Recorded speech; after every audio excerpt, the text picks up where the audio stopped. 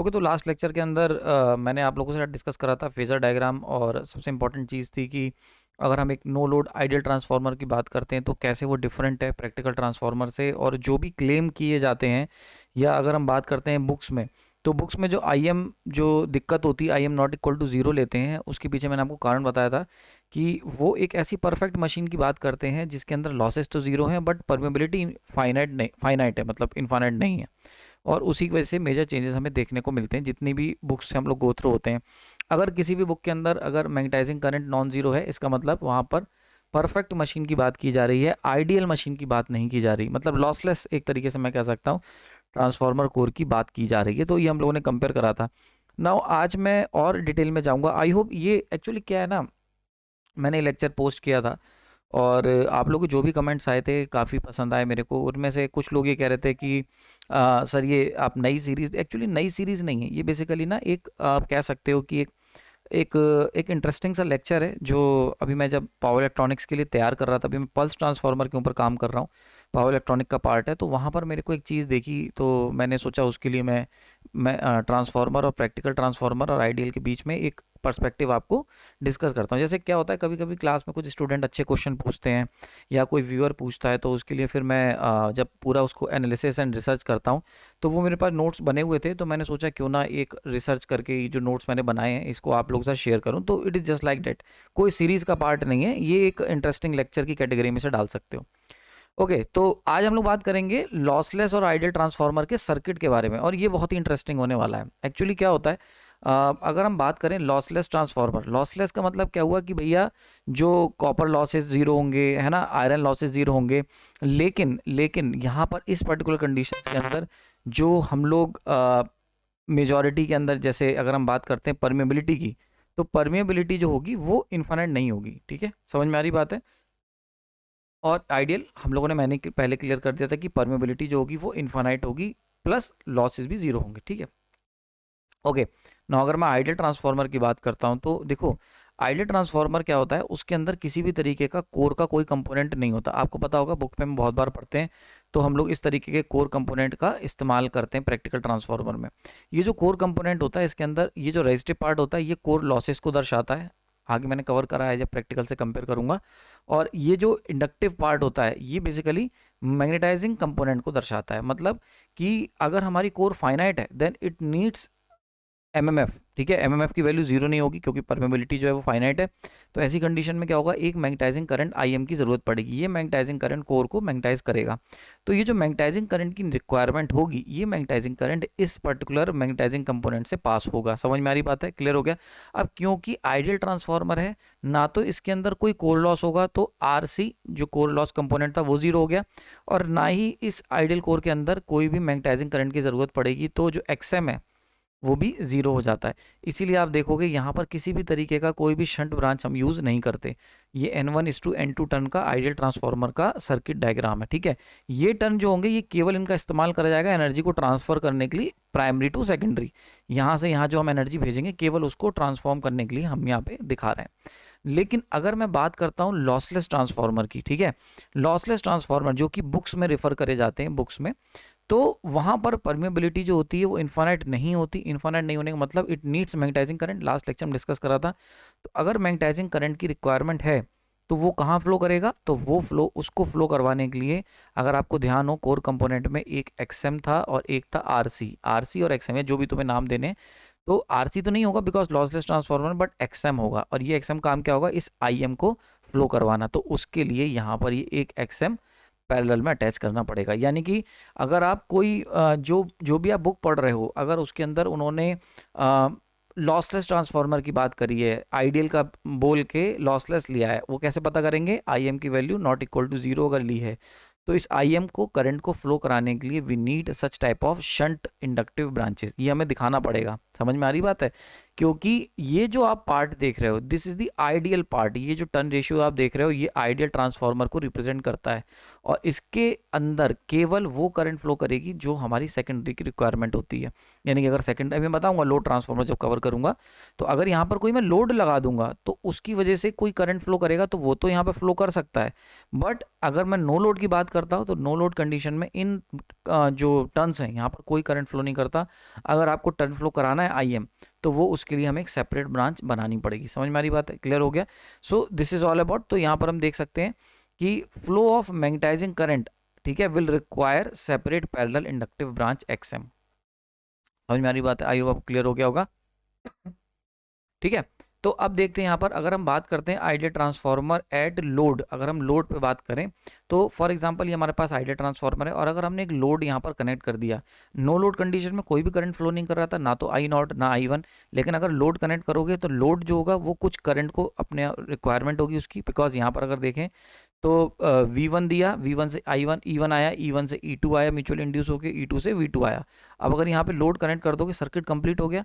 Circuit complete होने की वजह से क्या होगा, यहाँ पर एक करंट फ्लो करेगा, ठीक है, और ये जो करंट फ्लो करेगा इसको हमने नाम दे दिया I2। I2 is the load current.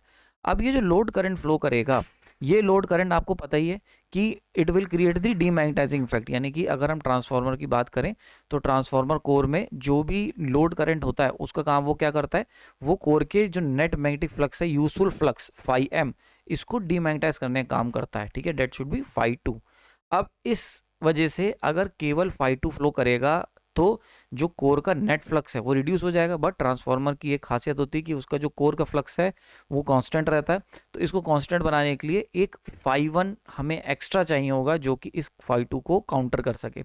और ये जो काउंटर करने वाला पार्ट है, ये पार्ट जो है, इसकी वजह से इस पर्टिकुलर काउंटर पार्ट को बनाने के लिए we need current in the primary side. समझ में आ रही बात है? इसको मैंने यहाँ डायग्राम से ही बताया है, और अपनी जो मेरी ट्रांसफार्मर की लेक्चर सीरीज है वहाँ पर भी समझाया हुआ है, तो बहुत ध्यान से समझना। तो अगर हम यहाँ पे ध्यान से देखें कि एक्चुअली हुआ क्या है, सबसे पहले मेन फ्लक्स रहा होगा, ये वाला मेन फ्लक्स रहा ब्लू वाला। अब क्या होता है, जब हम सेकेंडरी साइड पर कोई भी लोड लगाएंगे, it will draw certain amount of current I2। अगर हम यहाँ पे लोड कनेक्ट करते हैं, अब ये जो I2 है, it will oppose its cause. भाई सीधी सी बात है, लेंज लॉ क्या कहता है? लेंज लॉ कहता है कि जब भी कोई करंट फ्लो करेगा तो वो अपने कॉज को अपोज करेगा इंडक्शन में। तो इसका कॉज क्या है? इसका कॉज है main flux. φm is the ultimate cause, जिसकी वजह से I2 आ रहा है। तो इसको अपोज कैसे किया जा सकता है? इस φm को अपोज करके। उसके लिए वजह क्या होता है, यहाँ पर एक माइनस का φ2, यानी कि निगेटिव एक डीमैग्नेटाइजिंग फ्लक्स I2 की वजह से फॉर्म होता है कोर के अंदर। तो ये रहा रेड कलर का, आप देख रहे हो। तो अगर आप ध्यान से देखोगे तो ब्लू वाला जो था वो मान के चलते हैं इधर, तो रेड वाला अपोजिट डायरेक्शन में फ्लो करेगा। समझ में आ रही? ताकि कोर के फ्लक्स को कम किया जा सके और I2 का मैग्नीट्यूड कम हो जाए एज पर लेंज लॉ। अब इसको काउंटर करने के लिए, अब देखो ट्रांसफार्मर हो, उसके कोर में जो φm की रिक्वायरमेंट है, वो φm जो होता है वो कांस्टेंट रहता है। तो अपने कोर के फ्लक्स को कांस्टेंट बनाने के लिए ट्रांसफार्मर क्या करेगा, एक एक्स्ट्रा करंट I1 को ड्रॉ करेगा फ्रॉम दी सप्लाई। समझ में आ रही बात है? इस I1 का काम क्या होगा? इस I1 का काम होगा एग्जैक्टली I2 की वजह से जो माइनस φ2 बन रहा है, एग्जैक्टली इतना ही फ्लक्स पॉजिटिव डायरेक्शन में क्रिएट करना, मतलब एक φ1 एक्स्ट्रा क्रिएट करना, जो कि इस माइनस φ2 को एग्जैक्टली कैंसिल आउट कर सके। तो एक्स्ट्रा मैग्नेटाइजिंग फ्लक्स I1 की वजह से जनरेट होगा, that is the green part. अब ये जो एक्स्ट्रा फ्लक्स जनरेट हुआ है ग्रीन वाला, ये इस नेगेटिव पार्ट को काउंटर करेगा। समझ में आ रही बात है? क्लियर हो रहा है? तो अब क्या होगा, ग्रीन वाला part φ1 exactly equal to the φ2, और ये दोनों एक दूसरे को कैंसिल आउट कर देंगे, कहानी यही खत्म हो जाएगी। तो जो कोर का फ्लक्स बचेगा वो क्या बचेगा, वो φm बचा रह जाएगा। तो डेट इज दी कॉन्सेप्ट। तो अब होता क्या है, तो हम ये कह सकते हैं कि ट्रांसफार्मर जो होता है उसके अंदर due to reaction of the for the secondary current एक प्राइमरी करंट फ्लो करता है, ठीक है। तो जो प्राइमरी साइड में जो I1 करंट फ्लो करेगा, इसको हम कह सकते हैं रिएक्शन करंट कह सकते हैं। समझ में आ रही बात है? So that is the complete concept.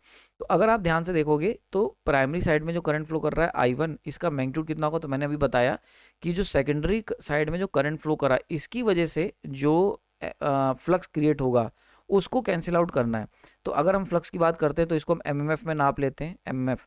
तो एमएमएफ जो सेकेंडरी साइड में फ्लो होने वाले करंट की वजह से बना था, उसके बराबर ही एमएमएफ मुझे प्राइमरी साइड के करंट की वजह से बनाना पड़ेगा, सही है। और magnetising component φm, magnetising current जो है φm, उसको सॉरी मैग्नेटाइजिंग फ्लक्स जो है φm, उसको हम इग्नोर कर देते हैं, बिकॉज आइडियल ट्रांसफार्मर में ये माना जाता है कि वो φm है, without any flow of current, ठीक है। तो फाई एम ऐसे ही इंटैक्ट है। तो एमएमएफ जो प्राइमरी साइड में आएगा वो बराबर होगा एमएमएफ जो सेकेंडरी साइड में, जिसकी वजह से फ्लक्स फ्लो कर रहा है। अब सेकेंडरी साइड का एमएमएफ कितना होता है भैया, N2 इंटू I2, तो इतना ही प्राइमरी साइड में एमएमएफ हमें देखने को मिलेगा N1 इंटू I1, सही है। तो यहाँ से I1 की वैल्यू निकालोगे, that should be equal to the N2 I2 divide by N1। तो देख लो यही वैल्यू यहाँ पर निकाली गई है, समझ में आ रहा है। तो ये अल्टीमेटली दोनों का जो एमएमएफ है उसको कैंसिल आउट करने के लिए ये करा गया है, ठीक है, क्लियर हो गया, ताकि कोर का जो फ्लक्स है वो कांस्टेंट रह सके। ओके, नाउ अगर हम लोग इसका फेजर डायग्राम बनाते हैं, बहुत इंपॉर्टेंट है, ध्यान से समझना। फेजर डायग्राम को अगर हम ध्यान से बनाएं तो अगर हमारे पास नो लोड, ये फेजर डायग्राम मैं बनाने जा रहा हूँ आइडियल ट्रांसफार्मर का। आइडियल ट्रांसफार्मर में अगर कोई लोड नहीं है, नो लोड, तो ऐसी कंडीशन में किसी भी तरीके का करंट यहाँ पर हमें दिख रहा है फ्लो नहीं करेगा। तो प्राइमरी साइड में जो फ्लो होने वाला करंट है I इज इक्वल टू 0, ठीक है। और हमने बाकी चीज़ें प्लॉट कर दी हैं। अब अगर मान के चलते हैं मैंने सेकेंडरी साइड में लोड लगाया L, मतलब sorry R, resistive load, purely resistive load अगर लगाया तो इसकी वजह से करंट फ्लो करेगा I2। अब ये जो करंट फ्लो करेगा इसकी वजह से सेकेंडरी साइड में एमएफ जनरेट होगा N2 इंटू I2, सही है। अब इसको इस कह सकते हो डीमैग्नेटाइजिंग एमएफ को काउंटर करने के लिए प्राइमरी साइड में करंट फ्लो करेगा I1, जिसकी वजह से एमएफ क्रिएट होगा N1 इंटू I1, ठीक है। ताकि हम लोग इस N2 इंटू I2 के एमएफ को जो डीमैग्नेटाइज कर रहा है कोर को, इसको हम लोग काउंटर कर सके बाई मैग्नेटाइजिंग फ्लक्स, ठीक है। आई होप आपको सारी चीजें समझ में आ रही होंगी। तो यहाँ से हम इक्वेशन निकाल सकते हैं कि I2 जो होगा एग्जैक्टली उसी के बराबर इधर एक I1 फ्लो करेगा, जिसका मैग्नीट्यूड कितना होगा I2 इंटू N2 अपॉन में N1। तो आप देख सकते हो I2 जो फ्लो कर रहा है ये क्या है, डीमैग्नेटाइजिंग करंट है। इसको अपोज करने के लिए एक यहाँ पर मैग्नेटाइजिंग करंट एक्स्ट्रा हमारी फ्लो करेगी, ठीक है। आई होप आपको समझ में आ गई होगी। ये सारी चीज़ें हमारे सिस्टम के अंदर काम करती हैं। अब क्योंकि ये रेजिस्टिव लोड है तो इसकी वजह से जो करंट फ्लो करेगी वो वोल्टेज के साथ फेज में होगी, इसीलिए ये जो करंट I2 है ये V2 के साथ सेम फेज में है।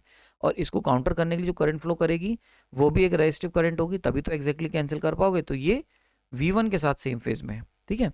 अब अगर मान के चलते हैं मैंने जो हमारा आइडियल ट्रांसफार्मर पे इस पे RL लोड लगाया, RL लोड का मतलब अब जो I2 करंट फ्लो करेगी वो लैगिंग होगी नेचर में, यानी कि ये जो I2 करंट है ये V2 से लैग करेगी सर्टेन मान के चलते हैं फाई एंगल पे, या थीटा ले लेते हैं जो भी है, ठीक है। अब ये लैग करेगी, तो इसको काउंटर करने के लिए जो प्राइमरी साइड में करंट फ्लो करेगी it should also be the lagging current, समझ में आ रही बात है। तो अगर हमारा ये फ्लक्स है, ये वोल्टेज है V2, इस लोड की वजह से जो करंट फ्लो करेगी वो इस V2 से लैग करेगी because it is a lagging current. तो मान के चलते हैं ये थीटा डिग्री लैग कर रही है, सही है। अब इसको काउंटर करने के लिए एग्जैक्टली इतना ही बड़ा, इतनी ही अपोजिट डायरेक्शन में करंट बनेगा, डेट इज I1, और वो भी V1 से थीटा डिग्री लैग करेगी। ये मैंने फाई यहाँ पर लिखा हुआ है, फाई की जगह थीटा कर दूंगा मैं नोट्स में, बिकॉज फाई हमने फ्लक्स को ले रखा है तो कंफ्यूजन नहीं होगा। तो इसको थीटा में नोट्स जब आपको दूंगा तो मैं चेंज कर लूंगा, ठीक है। तो आप देख सकते हो कि जो करंट हमारी I2 है, सबसे पहले I2 आएगी, इस I2, क्योंकि I2 जो है ये RL लोड है तो ये लैग करेगी वोल्टेज से, तो इसी को काउंटर करने के लिए एग्जैक्टली इतनी ही बड़ी I1 फ्लो करेगी on the primary side, and वो I1 भी वोल्टेज से लैग कर रही होगी। आप देख सकते हो वोल्टेज से लैग कर रही वाया थीटा। तो जो लैगिंग एंगल है, जो लैग होगा, लैगिंग एंगल थीटा, वो दोनों का सेम होगा, तभी तो कैंसिल आउट होगा। अगर सेम नहीं होगा तो जो डीमैग्नेटाइजिंग फ्लक्स हमारा कोर के अंदर बनेगा वो कैंसिल आउट ही नहीं होगा, ठीक है। तो डीमैग्नेटाइजिंग इफेक्ट को अगर कैंसिल करना है I2 के, तो एग्जैक्टली सिमिलर I1 हमें प्राइमरी साइड में दौड़ाना पड़ेगा, ठीक है, क्लियर हो गया यहाँ पर। तो आप देख सकते हो angle between V1 and I1 is identical to the angle between V2 and I2। तो that is a very important part. तो input power factor, power factor क्या होता है भाई, सिंपल सी बात है, पावर फैक्टर जो होता है वो होता है तुम्हारा कॉस थीटा, और ये थीटा जो होता है that is the angle between voltage and current. तो अगर हम ट्रांसफार्मर को ध्यान से देखें तो आइडियल ट्रांसफार्मर की बात हो रही है, इनपुट वोल्टेज क्या है V1 और करंट क्या है I1, आउटपुट वोल्टेज क्या है V2 और करंट क्या है I2।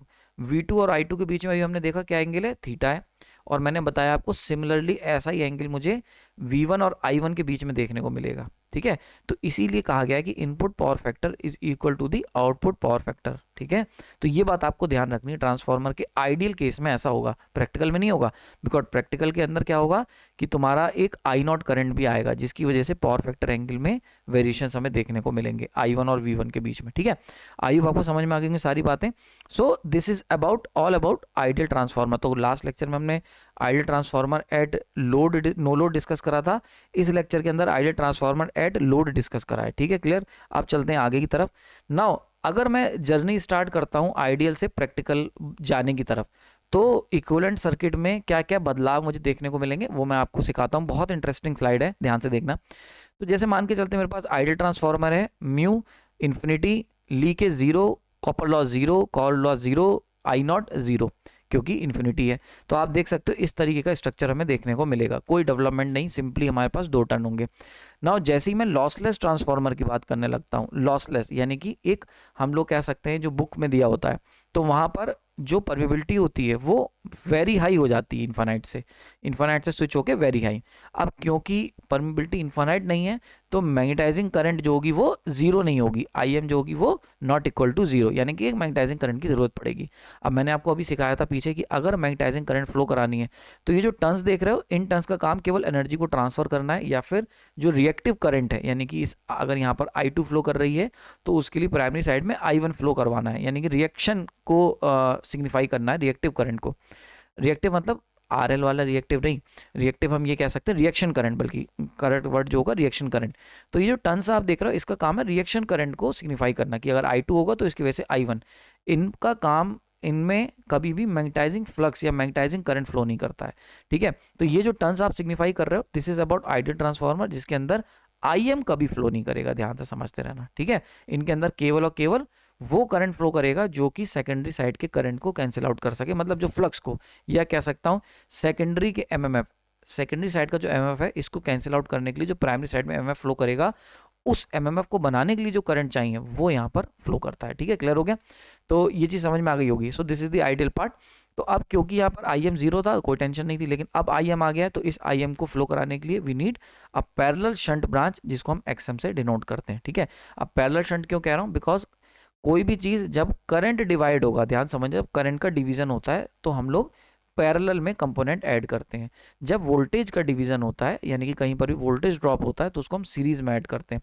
तो क्योंकि यहाँ पर हम लोग करंट को आगे नहीं देना जाना चाहते, मतलब जो भी हमारी मैग्नेटाइजिंग करंट है वो केवल और केवल हम चाहते हैं कि हमारी इस पर्टिकुलर ब्रांच से फ्लो करे, क्योंकि ये वाले जो टर्न्स हैं इनमें केवल रिएक्शन करंट फ्लो करेगा। तो इसीलिए हम एक शंट में जोड़ें, क्योंकि हम करंट को डिवाइड कर रहे हैं, करंट को हम रोकना चाहते हैं आगे ना जाए बल्कि यहाँ से फ्लो करे, तो इसीलिए करंट डिवीजन कर रहे हैं, तो पैरेलल में जोड़ रहे हैं। अगर हम वोल्टेज ड्रॉप दिखाएंगे तो हम इसको, अगर वोल्टेज ड्रॉप हो रहा होता है इसकी वजह से, तो हम इसे सीरीज में जोड़ते, बट क्योंकि इससे कोई वोल्टेज ड्रॉप नहीं हो रहा है, अल्टीमेटली कोर फ्लक्स को मैग्नेटाइज करने के लिए IM फ्लो कर रही है, तो इसीलिए हम XM से इसे फ्लो करवाएंगे, ठीक है, क्लियर हो गया। यहाँ पर आई होप आपको समझ में आ गई होगी। नाउ तो अगर हम लॉसलेस ट्रांसफार्मर की बात करते हैं, तो क्योंकि सारे लॉसेस जीरो हैं तो कोई भी और एलिमेंट हम सिग्निफाई नहीं करेंगे इक्विवेलेंट सर्किट में, लेकिन ये XM को जोड़ेंगे, ठीक है। Okay, now next third part की बात कर लेते हैं, लॉसी कोर, ठीक है। अब लॉसी कोर का मतलब क्या होता है, लॉसी कोर का मतलब हो गया कि हमारी जो, अगर मैं केवल ऐसा एक आइडियल ट्रांसफार्मर ले रहा हूँ जिसके अंदर लॉसलेस ट्रांसफार्मर, अभी तक मैं लॉसलेस ट्रांसफार्मर ले रहा था, लॉसलेस के अंदर हमने परमेबिलिटी को इन्फानाइट से हटाया था। अब एक लॉसी कोर वाला ले रहा हूँ, मतलब उसके अंदर वाइंडिंग के अंदर तो कोई लॉसेस नहीं हो रहे, यानी कि वाइंडिंग लॉसेस जो है वो जीरो है, लीकेज देखो वाइंडिंग लॉसेस जीरो है, कॉपर लॉसेस जीरो है, ठीक है, और लीकेज जो है वो जीरो है, ठीक है। ओके, समझ में आ रही बात है। बट कोर लॉस जो है वो जीरो नहीं है, ठीक है, इसको करेक्ट कर लेना, कोर लॉसेस जीरो नहीं है, नॉट इक्वल टू जीरो, यहाँ पर ये इस तरीके का साइन लग जाएगा। तो कोर लॉसेस जो है वो हमारे जीरो नहीं है, कॉपर लॉस जीरो है, फ्लक्स लीकेज जो है वो जीरो है, बट कोर लॉस जीरो नहीं है। अब कोर लॉस जीरो नहीं है, इसका मतलब एडी करंट लॉस होंगे और हिस्टैरिसीस लॉस होंगे। अब इन लॉसेस को दिखाने के लिए हम, यानी कि एक सर्टेन पोर्शन ऑफ करंट जो होगा वो इन लॉसेस में खराब होगा, एनर्जी लॉ वेस्ट होगी, तो उसके लिए हम लोग क्या करेंगे, उसके लिए कोर लॉसेस को सिग्निफाई करने के लिए हम लोग इस RC को यहाँ पर जोड़ देते हैं। समझ में आ रही बात है, आई होप आपको समझ में आ गया होगा, ठीक है। अब देखो बहुत ध्यान से, जब हमारा ट्रांसफार्मर नो लोड पे होगा, तो नो लोड पे आइडियल के अंदर कोई भी करंट की रिक्वायरमेंट नहीं थी, बिकॉज कोर हमारी इन्फानाइट परमेबिलिटी की थी, तो कोर को मैग्नेटाइज करने की जो करंट चाहिए वो जीरो था। अब जब हमने लॉसलेस ट्रांसफार्मर पे गए तो कोर हमारी इन्फानाइट परमेबिलिटी की नहीं रहेगी, मतलब we need magnetising current to magnetise the core, तो वहाँ पर IM आया, इसके लिए हमने XM लगा दिया। तो नो लोड पर जो आइडियल लॉसलेस ट्रांसफार्मर होगा वो एक IM करंट को ड्रॉ करेगा सप्लाई से। अब जब लॉसी कोर है, लॉसी कोर का मतलब कि कोर ना तो इनफाइनाइट परमेबिलिटी की और ना ही उसके अंदर लॉसेस जीरो है, मतलब कोर के अंदर एडी करंट और हिस्टैरिसीस लॉसेस हो रहे हैं। तो इन लॉसेस की खपत को दिखाने के लिए हम लोग क्या करेंगे, मतलब सिस्टम से एक हमें एक्स्ट्रा करंट की रिक्वायरमेंट होगी, क्योंकि अगर कोर के अंदर लॉसेस हो रहे हैं तो एक सर्टेन अमाउंट ऑफ करंट हमें चाहिए होगा इवन एट नो लोड। यही कॉन्सेप्ट होता है जब भी, जैसे फॉर एग्जांपल हम कोई भी ट्रांसफार्मर की बात करते थे प्रैक्टिकल में भी, तो no load current I naught जो फ्लो करता था वो बेसिकली मैग्नेटाइजिंग कंपोनेंट के साथ प्लस कोर के अंदर जो लॉसेस हो रहे होते उनके लिए करंट फ्लो मांगता था सप्लाई से, कि भाई उसकी पूर्ति तो आप ही करनी है उसके पैसे। तो यहाँ पर क्या होगा, सप्लाई से एक आई नॉट करंट मांगा जाएगा, and that I naught current is basically the phasor sum of magnetising current plus core loss component. ठीक है, तो अब जो करंट आएगा सप्लाई से वो दो भागों में डिवाइड हो जाएगा। वो एक पार्ट जो होगा वो कोर को मैग्नेटाइज करने में खर्च होगा, और एक पार्ट जो होगा वो लॉसेस को पूरी करने में, लॉसेस की खपत में खर्च हो जाएगा। अब अगेन देखो, करंट क्या है, मैंने क्या वर्ड यूज करा, करंट डिवाइड हो जाएगा। करंट डिवाइड हो रहा है, इसीलिए हम लोग क्या करेंगे, जो आरसी कंपोनेंट है इसे शंट में लगाएंगे पैरेलली। अगर यहाँ पर वोल्टेज ड्रॉप हो रहा होता तो हम इसको सीरीज में लगाते। अब क्योंकि करंट डिवाइड हो रहा है, दो काम कर रहा है करंट, जो बिना किसी लोड के हम सप्लाई से ले रहे हैं उसके दो काम है।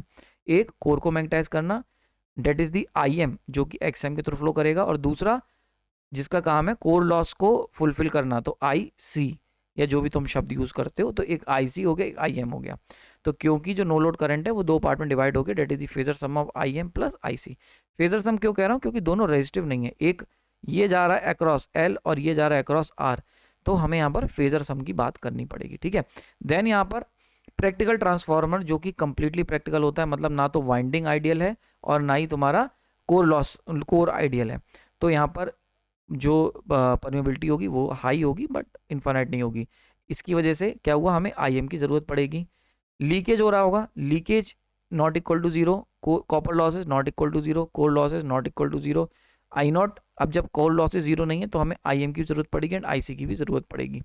तो आप देख सकते हो तब हमारे पास ये पूरा प्रैक्टिकल सर्किट निकल के आता है। ठीक है,